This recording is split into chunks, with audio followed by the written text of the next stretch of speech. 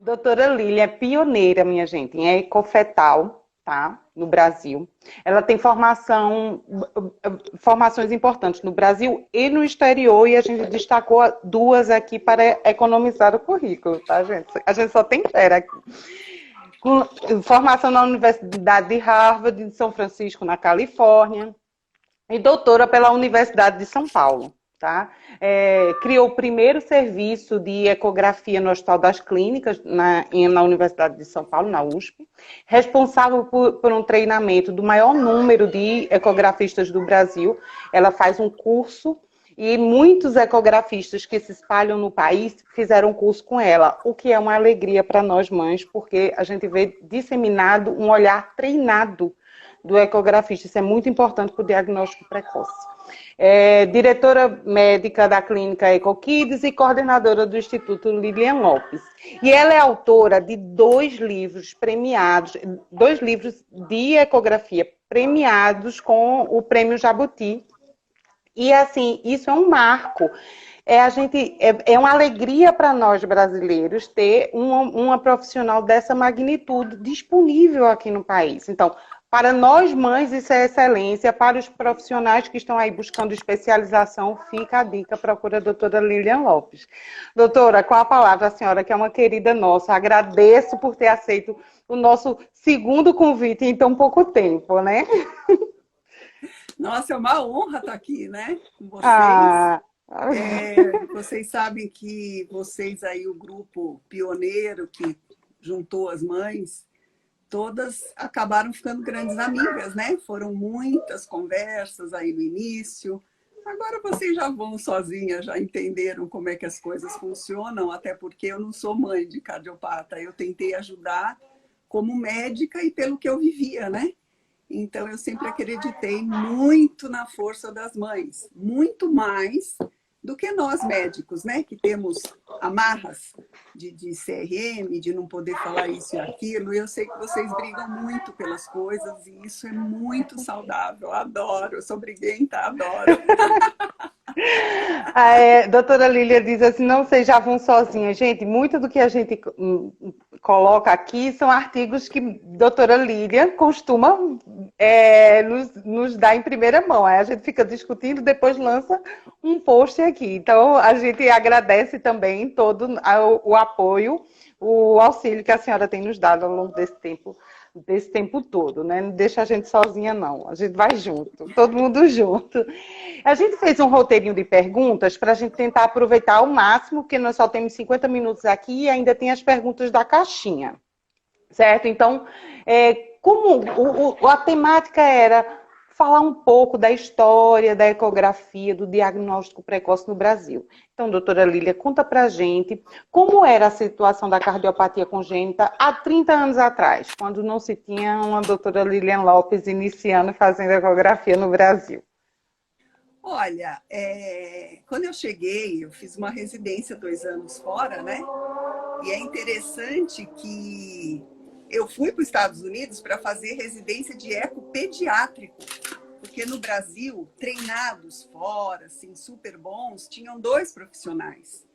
E chegando lá, o meu chefe já tinha mandado uma carta de aceite, você vai fazer ecocardiografia pediátrica e fetal. Falei, fetal? O que é isso? Eu falei, deve estar maluco, imagina. E fui. Chegando lá, ele falou, você vai fazer treinamento de fetal. E eu falei para ele, não, eu quero só pediátrico. Ele, não, aqui é pediátrico e fetal. Então, é o Dr. Norman Silverman, que foi da América e do mundo, um dos pioneiros, né, em ecofetal há 30 e tantos anos. E aí que eu entendi, eu também não sabia o que era ecofetal, né? E me encantei, porque, nossa, super dá para ver, dava para fazer, mesmo sendo há 30 anos, a gente via super bem. Então, eu entendo o impacto que eu causei na minha chegada, porque eu também tive esse impacto chegando lá. Depois de 2 anos, cheguei e a cardiopatia congênita já existia, né? Grandes instituições, né? Aqui em São Paulo, que já trabalhavam, claro, já operavam as crianças. Então, a cardiopatia congênita pediátrica, ela estava já muito bem estruturada, né? Consolidada. Mas o fetal, ninguém tinha ouvido falar. E o primeiro impacto foi eu ter ido a um hospital universitário, pedir para fazer pesquisa, e o chefe do eco, que era adulto, eco adulto, falou: eco fetal, menina, você perdeu seu tempo, isso não presta para nada. Essa foi a minha recepção. Então, olha, eu chorei muito quando eu cheguei, né? Que eu era uma menina cheia de sonhos, e é um balde de água fria. Nossa, um Tinha balde. investido 2 anos em pesquisa e em estudo. E as pessoas aqui, eu fiquei lá, eles têm muito respeito, né? Aqui ainda não tinha esse conceito de assédio moral, né? Das pessoas serem gentis. Então, eu fui muito maltratada mesmo aqui no Brasil, sabe? Mas tudo bem, né? A gente vai superando. Eu brincava que eu gastei dinheiro com terapia no começo, porque era muito complicado ter aquela pressão toda, mas superamos. E aí, o que eu via? Os primeiros diagnósticos, então eu consegui entrar no Hospital das Clínicas, no setor de obstetrícia, que era bem esquisito para mim, eu não consegui ir para o INCOR, que era o meu sonho, que é o Hospital de Cardiologista, que eu sou cardiologista. E na obstetrícia, eu também vivia muito triste, porque eu ia no café e os obstetras conversavam de parto difícil, do bebê que chegou com a cabeça lá, que ficou presa e não saía de dentro da mãe, de corrimento. Eu falava, meu Deus, o que eu estou fazendo aqui, né? E depois eu entendi como era importante eu estar no meio dos obstetras, como era importante eu estar no meio de quem faz ultrassom, porque eles são o público-alvo. Então eu entrei lá, Sim. eles também estranharam muito, eles também não falavam muito comigo, não. Aí eles entenderam que eu podia ajudar, que eu podia ensinar, e eu aprendi muito com eles. Então, é engraçado, né, que Deus, que a avó da gente fala, escreve certo por linhas tortas.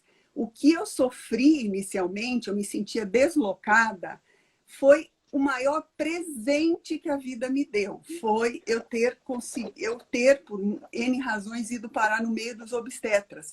Porque a partir dali, eu tinha grávidas à vontade, eu tinha suporte de obstetrícia, tinha grávida que estava doente e eu não ia saber lidar, mesmo o feto sendo cardiopata. Então, foi um começo emocionalmente muito pesado para mim, porque Mas eu era desbravar é fora isso, d'água. né, doutora Lilian? Desbravar é muito difícil, né? Quem está nessa primeira ponta sofre bastante. É realmente complicado. Eu imagino como foi para a senhora. É muito difícil, porque a gente é recebida com muita hostilidade, né?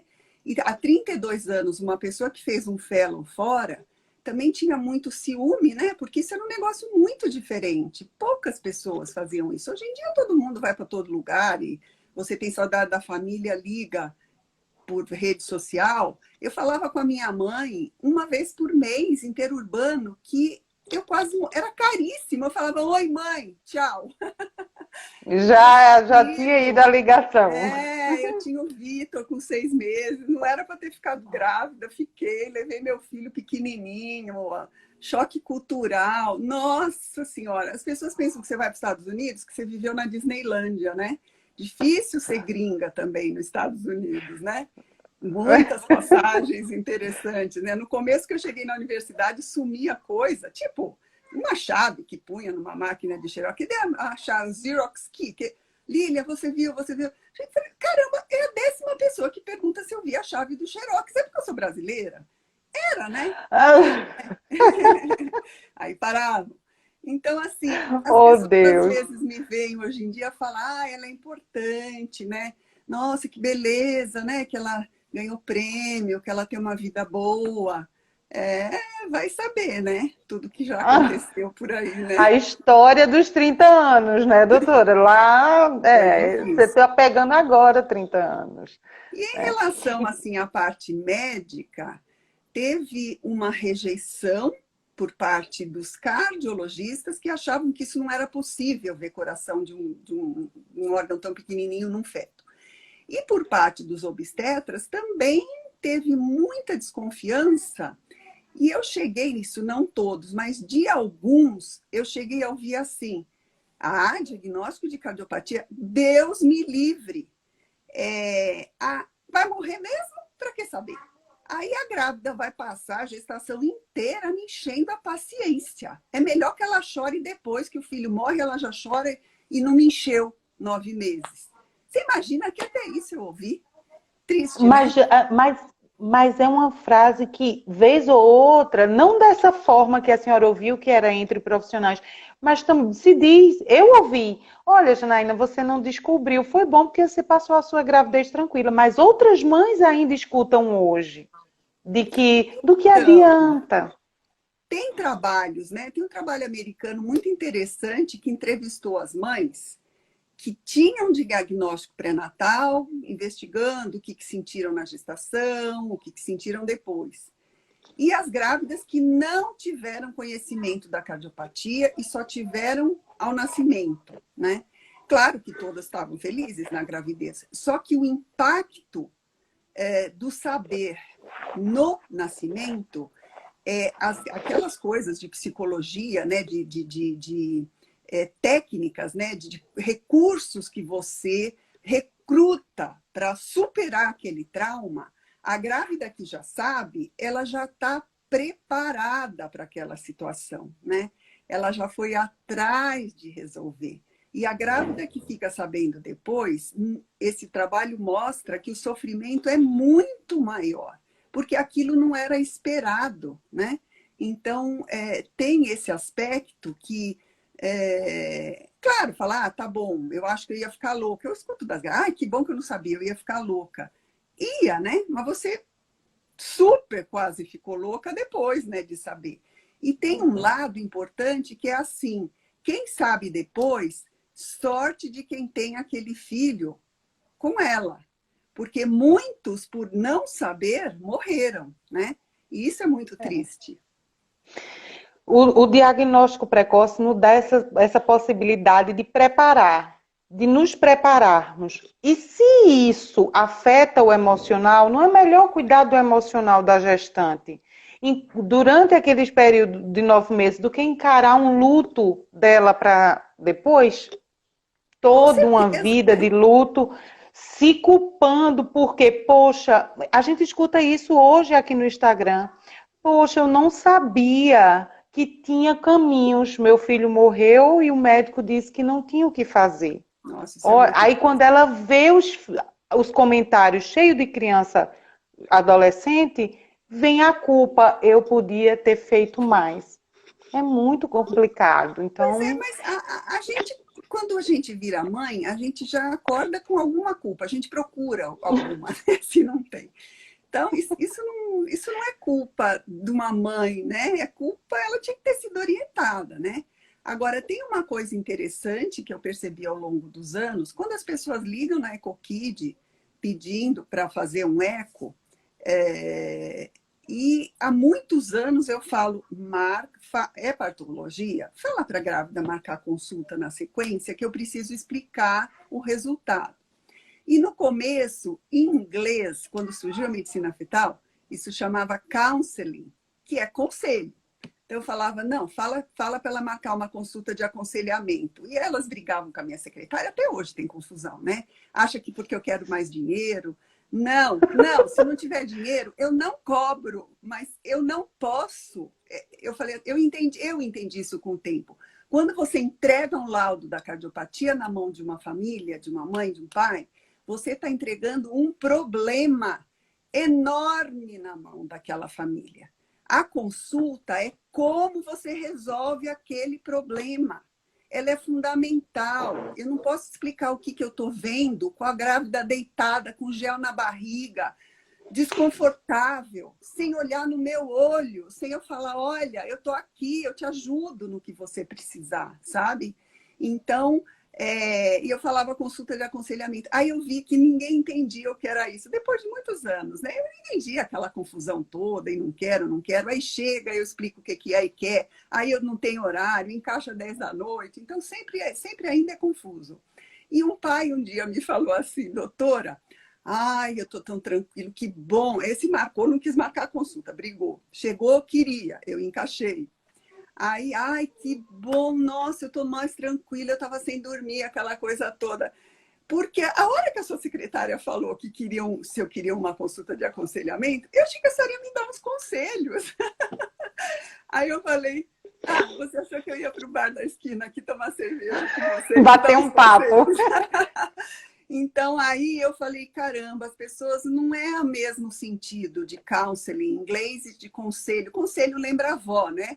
Em português. Sim. Então, eu comecei a chamar de consulta de planejamento do parto. Acho que assim entende melhor, né? De esclarecimento da doença, de mostrar o caminho para você não ter apenas o problema na mão, né? Então, eu sou uma pessoa tão honesta com alguns princípios.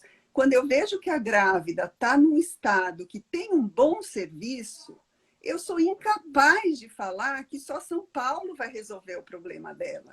Porque eu conheço todo mundo. É outro detalhe, né? Então, tem gente que fala, não, só aqui, só doutor fulano opera bem. Não existe isso, né? Então, eu estimulo. Aí tem aquelas coisas de convênio que cobre no estado e não cobre aqui. Então, eu procuro ver se eu estou desatualizada, eu ligo para alguém, eu ligo para a chefe do serviço, olha, é tal coisa, tudo. Não, tranquilo. Então, olha, vá para lá dá conta. Evita doutora, tanto desgaste, né? Então, olha, acho que a senhora isso que entrou. a gente tem que fazer. A senhora entrou num tema que eu até tinha colocado uma pergunta mais na frente, que chega a nos emocionar. A nos emocionar. Esse momento, eu não sei nem como é que eu vou conseguir voltar ali para o meu roteiro para falar de outras questões, mas já que a gente está aqui, vamos. A hora de entregar o diagnóstico. É muito importante. Assim como o obstetra deve pedir o ecofetal, o médico que está fazendo a ecografia tem que entender isso que a senhora falou muito bem. Está entregando um problema para a mãe. E aí, entregar como? Como a senhora disse, deitada com um gel na barriga, muitas vezes sozinha, para deixar ela lá com o problema, sair da sala já para se preparar para o próximo, enquanto ela não tem nem pernas para se levantar e encarar que vai chegar em casa com uma notícia dessa e não sabe nem o que fazer. Então, fica aqui. Eu sei que a gente tem muitos profissionais de saúde aqui. Fique aqui. Escute isso novamente depois. Aprenda com a mestre no assunto. Dê a notícia de maneira confortável. Olhe para essa mãe, para essa gestante com amor, com solidariedade. Sabe? Eu sei que não pode maquiar o que vai dizer, né, doutora? Tem que dizer. É duro, é. Mas não há solução, não há caminhos, há muitos caminhos. E como já foi dito aqui desde a primeira vez, hoje está polarizado, assim, difundido de maneira muito grande no país, muitos centros que podem resolver uma ou outra cardiopatia, uma ou outra situação, exige uma questão mais um serviço de mais alta complexidade, mas outras não é isso, doutora Línia? Como a senhora falou? Com certeza, né? Então, assim, eu acho que eu falo isso muito, falei muito isso no Hospital das Clínicas, ainda comento com meus assistentes, que o médico jovem, quando ele vê uma cardiopatia fetal, claro que o normal é ser normal, né? A maioria dos ecos fetais numa rotina são normais. Ele se assusta, né? E eu entendo, porque eu já fui uma médica principiante, eu também me assustava. Mas é engraçado, eu acho que isso é uma coisa de feeling, né? Que eu sempre entendi que eu não podia fazer cara de aterrorizada, que a pessoa ia perceber, né? Você tem que tentar ficar calmo e, assim, não vomitar na grávida a sua ansiedade. Então, eu falo isso para as pessoas que eu treino, controle a sua ansiedade, porque você é o médico, você é um porto seguro. Então, ele não aguenta, ele fica nervoso também com a cardiopatia e vomita na paciente da maneira mais inadequada. As histórias que eu escuto e já escutei são um horror, né? Isso que você falou, a grávida está sozinha, ela foi para uma rotina, não é? Como que você lida com isso? Então, eu tento fazer cara de paisagem total. Tem grávida que em eco normal fala, ai, por que a senhora está franzindo a testa? Eu escuto muito isso, eu falo, porque eu não uso Botox. É uma boa saída. Mas assim, eu tento mesmo me manter tranquila. Ai, Turali, tá demorando. A senhora está achando alguma coisa? Não, tá um pouquinho difícil. Você tem que dar, porque se você falar naquela hora, achei um problema, aí ferrou, né? Aí você tem que parar e explicar, e você não terminou o exame Explicar. ainda. Então, você seja gentil, fala, não, tá um pouquinho difícil a imagem, tá um pouquinho difícil, então você dá uma adiada nessa questão, terminou. E aí, doutora Lili, aí faz assim, vamos sentar, eu puxo o braço, ajuda a sentar, limpa a barriguinha, senta aqui na minha frente que nós vamos conversar. Olha, infelizmente, tem um probleminha. Aí, o que você tem que falar em sequência? Mas tem solução. E a gente vai ajeitar isso. Eu vou te ajudar. Anotem esse roteiro, Isso anotem. tem que ser anotado. Porque o que o médico jovem faz inexperiente? Tem um problema. É uma transposição das grandes artérias, a aorta sai do VD, a pulmonar não sei o quê, e o canal não sei o que lá. Não é isso que a grávida quer ouvir. Aquele momento, o chão dela foi embora. Então, ela Embora. tem o problema, mas o que é importante dizer? Mas tem solução. E a gente vai atrás dela, entendeu? Então, e engraçado, né? É uma coisa tão simples e as pessoas não atinam para isso, né? Mas aí precisa ser ensinado. Aí você que quer fazer ecografia, vai lá no curso da doutora Línia, leva o seu caderninho e ela dá esse roteiro para você. Porque nós precisamos disso. Nós, mães, precisamos disso. Tá? A gente já escutou mãe aqui dizer assim, eu recebi a notícia ainda nua, deitada na maca. Que horror. E a pessoa dizendo tudo isso e depois saiu e eu fiquei lá. Nenhuma cadeira tinha para eu sentar, ver. Caramba. Né? Então é muito importante ter esse olhar voltado para a gestante e este momento do diagnóstico. Isso vai fazer toda a diferença, inclusive como ela vai passar o restante da gestação. Se ela sabe que tem uma solução, ela vai tomar as providências, como a doutora Lília falou, e vai seguir sabendo que tem um caminho que pode levar ela a um sucesso. Não é isso, doutora Lília? Olha, muito bom essa conversa. E eu até tinha colocado aqui umas coisas antes, vamos ver se o meu emocional deixa a gente voltar. Olha, a gente estava falando sobre a questão do início e eu coloquei assim, qual o principal obstáculo que foi superado nesses anos, doutora, em relação à ecografia de antes e de agora? Olha, o principal obstáculo no meu entendimento, eu até para falar com vocês, peguei arquivos de aulas que eu dei logo que eu cheguei. Eu falei, nossa, o que será que me preocupava naquele momento? Já tem muito tempo, né? E eu lembro de uma aula, uma das primeiras, que eu fecho a aula com uma foto da frente do Hospital das Clínicas, cheio de ambulância branca, né? E aí, de transporte, né? Eu falei assim, qual é o obstáculo? É achar que a cardiopatia congênita era uma doença terminal, que não valia a pena ninguém fazer nada, né? As crianças chegavam transportadas, muitas para o Instituto da Criança. Na verdade, foi uma foto da frente do Instituto da Criança. E eu falo assim, isso não é ambulância, não são ambulâncias, isso são carros pintados de branco.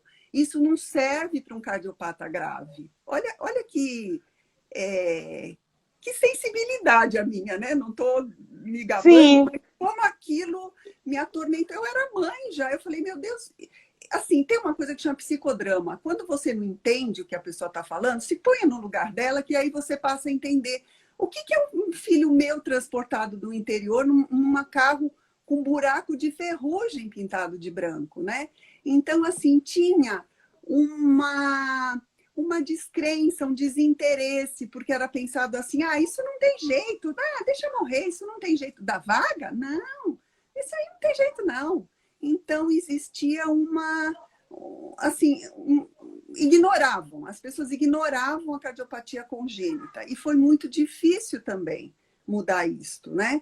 Porque os próprios médicos olhavam com muito ceticismo que isso tinha jeito. Por exemplo, a primeira cirurgia fetal, né, abertura de válvula, foi o segundo centro do mundo a fazer cirurgia fetal, foi o Hospital das Clínicas. E a gente fez lá no HC com o grupo de medicina fetal. E aí, o HC, sempre os jornalistas ligam lá para saber se tem novidade. Eu sei que descobriram que a gente fez, e imprensa, e não sei o quê, aquela confusão toda. Uma luta para essa criança chegar no termo. O dia que ela nasceu, uma cardiologista foi lá no berçário da maternidade e falou assim, auscultou, essa criança não tem nada. Eu falei, meu Deus, eu tô louca, Como né? assim? Depois de você Como embalar assim? com um balão, né? O coração da criatura era uma panela de grande. Ela me dizer que não tem nada. Quer dizer, veja a visão do ecofetal que ela tinha. Ela achava que eu estava inventando. E eu falei, caramba, e aí assim, demorou o transporte. A hora que a criança chegou no hospital, que operar, morreu. Ainda foi para a É, cirurgia e não foi bem. Então, isso é maldade da médica? Não. Isso é o desconhecimento que a gente pode mudar a história da doença. E isso foi a coisa mais difícil de se mudar na cabeça das pessoas.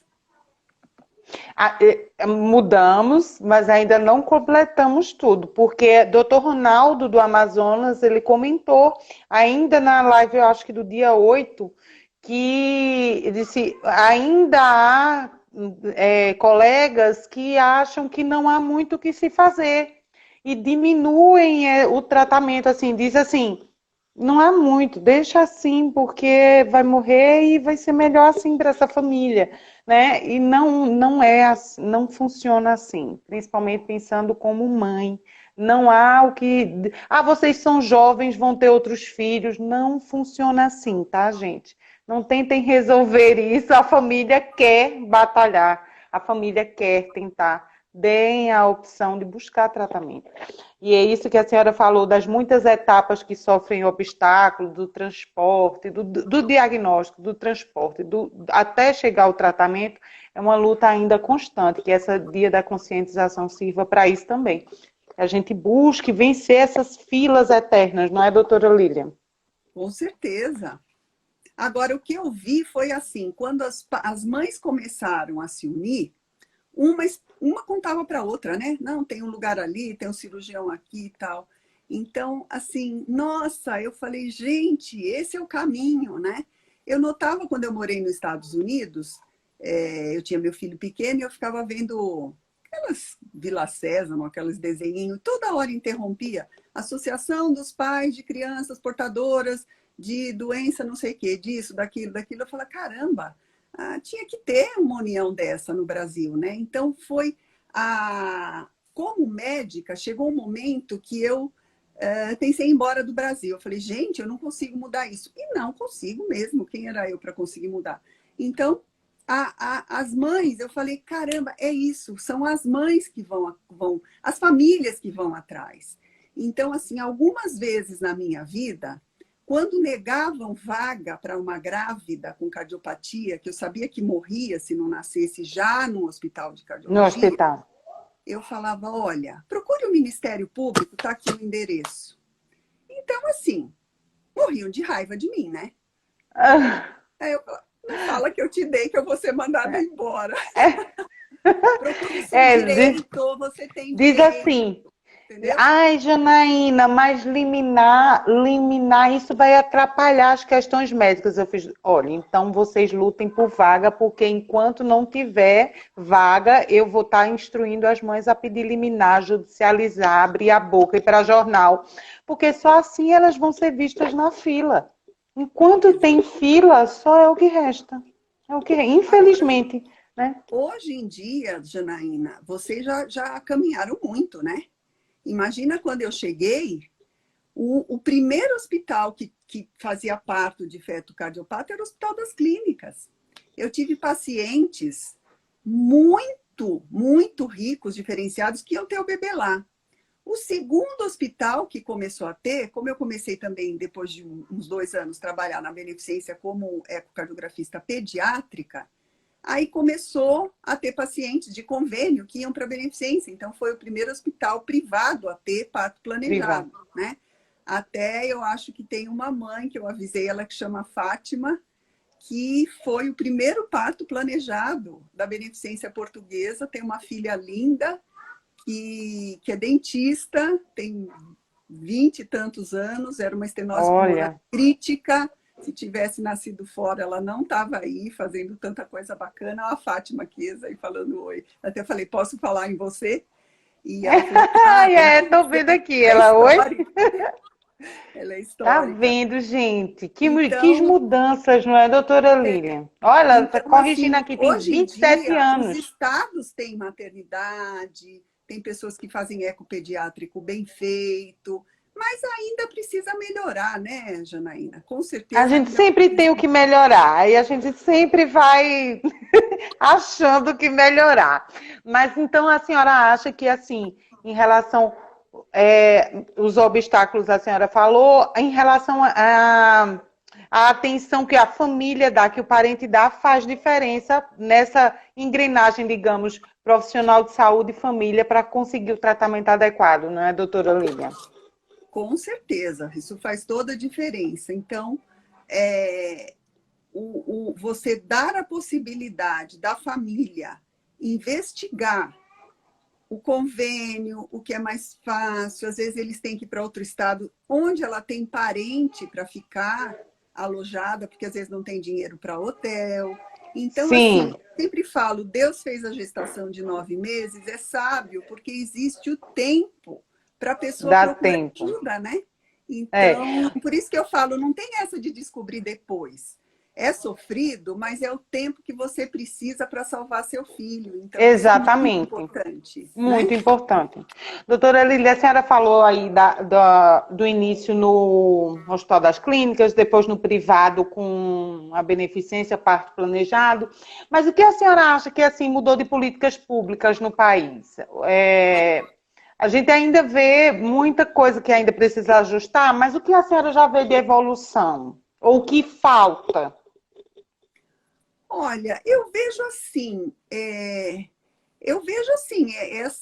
essa união de vocês é uma coisa que faz muita diferença, né, Janaína? Eu sei que vocês lutam muito, você está aí em Brasília, é uma pessoa bastante ativa. A instrução, né? Ou dar o conhecimento, que eu acho que esse grupo, cardiopatia congênita, isso é muito importante, né? Conhecer é uma arma importante. E eu acho que existe, assim, quando eu cheguei, parecia que não existia cardiopatia congênita, porque iam nascendo, o Brasil é enorme, né? Ia nascendo e ia morrendo, cada uma na sua cidade, né? Quando o diagnóstico começou a ser feito, começou a ter pressão no sistema público, porque as mães e os pais gritam. Aí a pressão foi aumentando.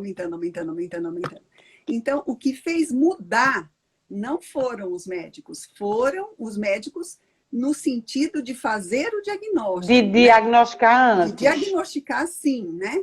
Mas também com a ajuda dos pais, reivindicando um atendimento melhor.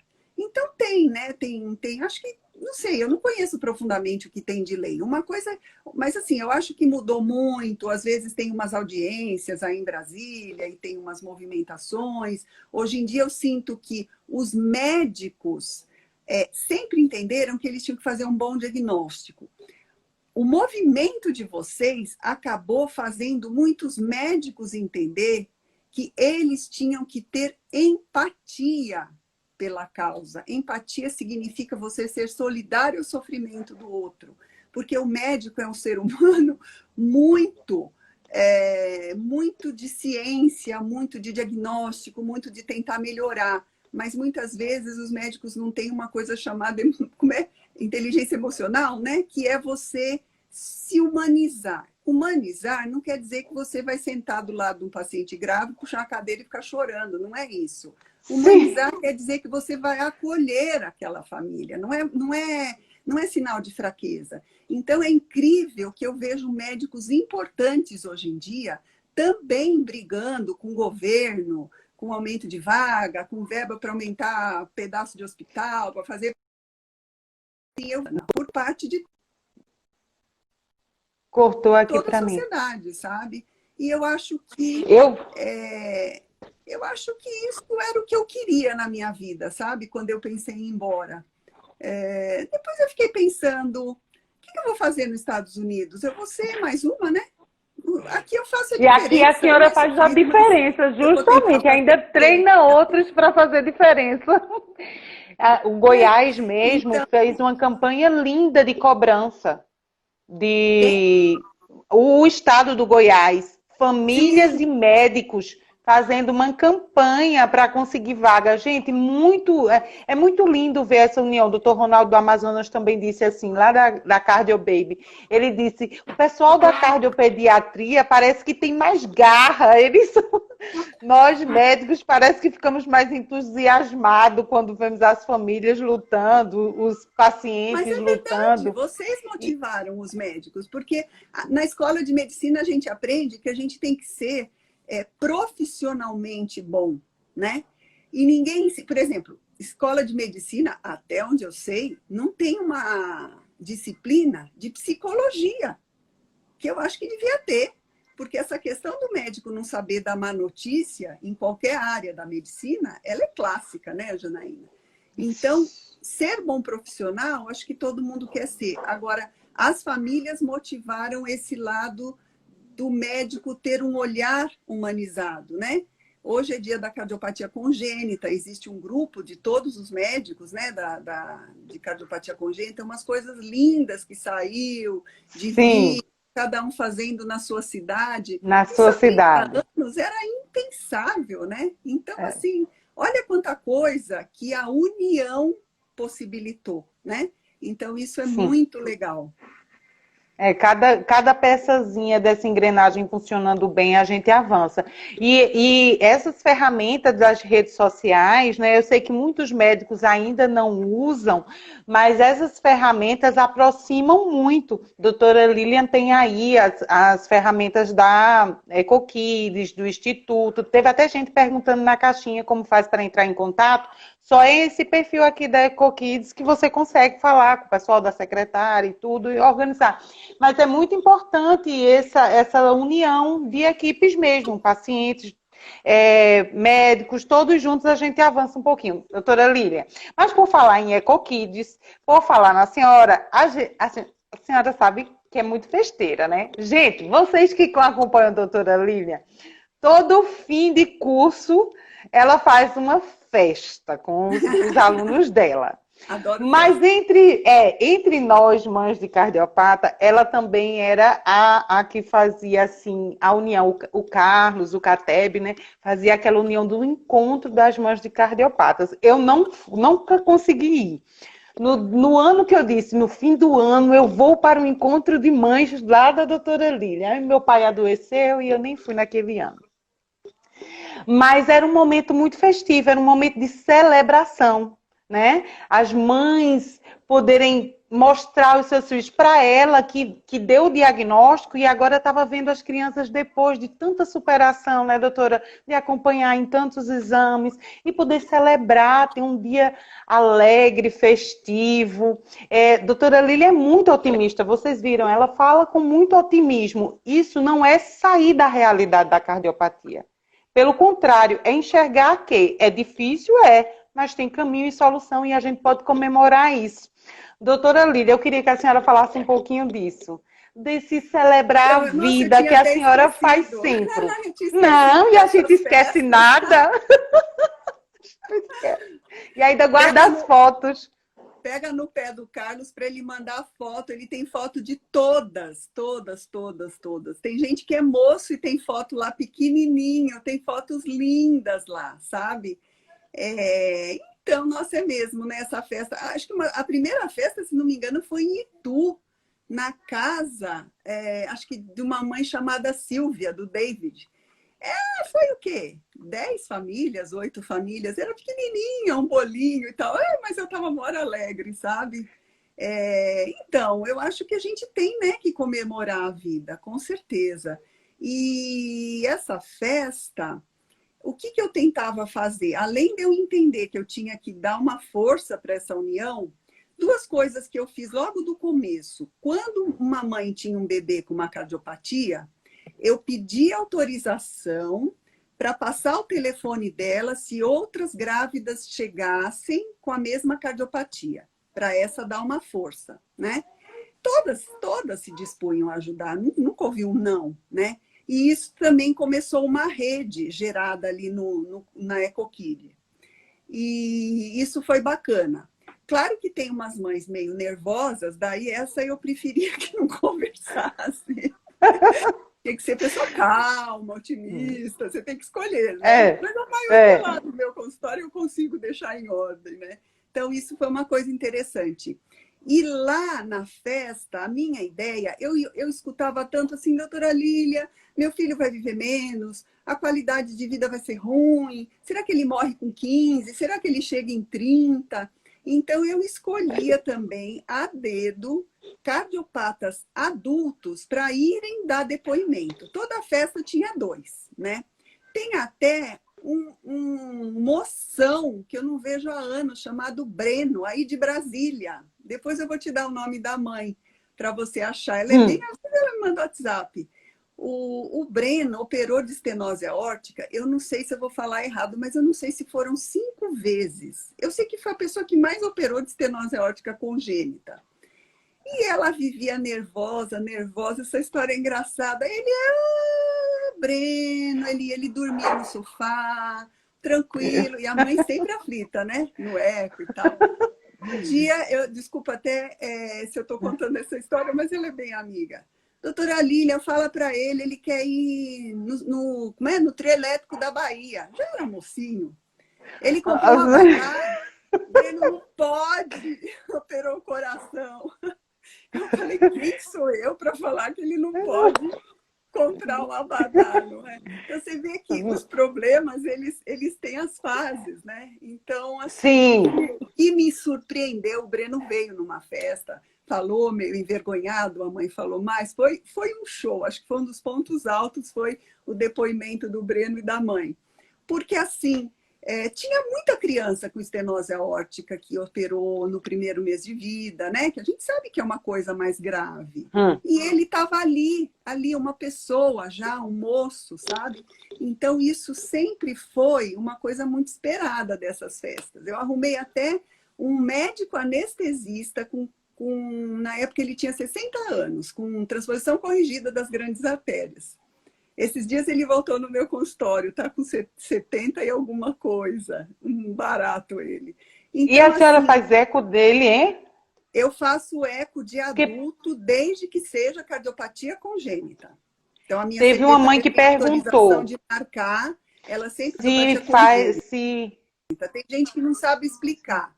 Ela fala se é problema que nasceu com, né? Congênito quer dizer nasceu com. Então, faço sim. Faço com certeza. Perguntaram e outra aqui. Coisa que eu queria falar é que não é EcoKids. Não tem o S, é EcoKid. Eu lamento quando eu registrei. Não tem o S. Quando eu registrei a EcoKid, que foi ideia minha, eu cheguei toda americanizada, né? Então, Kid é criança, né? Então, inventei EcoKid. Hoje em dia tem Kid no Brasil inteiro, né? Então, eu lamento, porque todo mundo chama EcoKid de EcoKids. Aí eu falei para o meu marido, eu chamo ele de Carlão, né? Que ele é muito grande. Carlão, vamos trocar, vamos pôr EcoKids. Mas esse registro já é domínio de outra empresa, essas coisas que eu não entendo. Mas a gente acha a senhora de todo jeito. O pessoal estava perguntando aqui. De perfume, EcoKids, então eu não posso mudar. Então, é porque às vezes não acha, né? Então é EcoKids sem o S, meninas. Embora eu gente, mas se você escrever Lilian Lopes, também acha, tá? Então, o pessoal perguntou aí se fazia para adolescente, perguntaram se precisa de requisição médica. Tudo isso vocês conseguem perguntar lá nas redes sociais da doutora Lídia. No Instituto... médica, tem pessoas que perdem, principalmente quando é requisição de rede pública, perdeu, ficou esperando 1 ano ser chamado num hospital, não foi, quer fazer e perdeu. Então, a secretária, quando marca, ela tenta entender se realmente precisa do exame. A gente faz o exame, autoriza pela história que a mãe conta, não tem problema, né? E eu acho importante também enfatizar que eu tenho um instituto de filantropia e ensino, que eu tenho cursos de pós-graduação, cursos rápidos, e faço eco, a minha equipe faz eco gratuito. Ou então, quem ligar na EcoKid tem ecos assim a preço irrisório para quem não tem condição, né? Eu gosto de separar porque eu não quero que as pessoas entendam que a filantropia é uma clínica, dessas clínicas que faz coisa barata, tudo de qualquer jeito. Entendeu? Lá é de graça. EcoKid precisa de desconto? Liga lá, pergunta, que a gente nunca deixou de atender por questão financeira, né? As pessoas às vezes comentam, mas o eco da doutora Lilian é caro. Eu fiz convênio, eu tenho os 2 ombros destruídos. Foram 28 anos fazendo muitos exames de convênio. Então, hoje em dia, com os meus cabelinhos brancos que já estão aparecendo aqui, eu sou descendente de índio, graças a Deus não tenho muito cabelo branco, não. Eu estou olhando aqui a hora e eu ainda tenho... Mas as pessoas são muito difíceis para falar de dinheiro, doutora Lilian. Isso é um problema. Dizer é que eu, assim, qualquer pessoa que ligue querendo fazer eco comigo, quando a pessoa me escolhe, eu me sinto honrada, sabe? Fala com a minha secretária, com a Anne, com a minha enfermeira, ela que cuida da minha agenda. Eu não tenho tanto, eu tenho tanto. Não, eu quero de graça, eu não tenho nada. Marcam comigo, na pós, eu faço 4 exames para na aula para os alunos de graça. Então, assim, não tem porquê pensar existe possibilidade. Que eu sou uma pessoa inatingível. Olha tudo. Que coisa boa. E não é não, que ela conversa com a gente é muito. Olha, agora vamos para... A senhora falou da sua pós e chegou aqui na nossa caixinha de pergunta. Deixa eu ver se dá tempo de fazer a caixinha. Primeiro essa, que era assim, estou no 6º ano de medicina. O que conselho você dá para um estudante de medicina, para quem quer escolher essa área, quem quer fazer ecografia? Olha, a cardiologia pediátrica, ela ainda acho que faltam médicos no Brasil, né? Bem treinados, faltam, né? O que eu sinto que falta muito é cirurgião cardíaco especializado em cardiopatia congênita. Isso até me assusta um pouco. Então, eu acho que é uma área assim, que é bastante promissora. Qual é o inconveniente? É que é uma área difícil e existe muitos anos, né, para se treinar. Então, de especialização. Porque a pessoa tem que fazer 2 anos de pediatria, 2 anos de cardiologia clínica e mais 2 anos de eco, né? Às vezes tem até mais 1 ano de fetal. Então, não é aquela coisa que você se forme, saia dando plantão e já compra carro, e passa 1 ano, 2 anos, já compra apartamento. Então, assim, eu acho que o pessoal jovem, aí eu puxo a orelha, é muito apressado em querer ganhar dinheiro, comprar carro e apartamento. Eu fui ter minha casa própria quase 15 anos depois que eu cheguei dos Estados Unidos. Quando eu cheguei, eu vendi um piano, que a minha mãe me obrigou a ser professora de piano para comprar um Fusca. E eu sempre investi na minha profissão, né? Então, eu acho que se eu tenho que comprar alguma coisa, o meu carro ele é todo batido, ele é velho.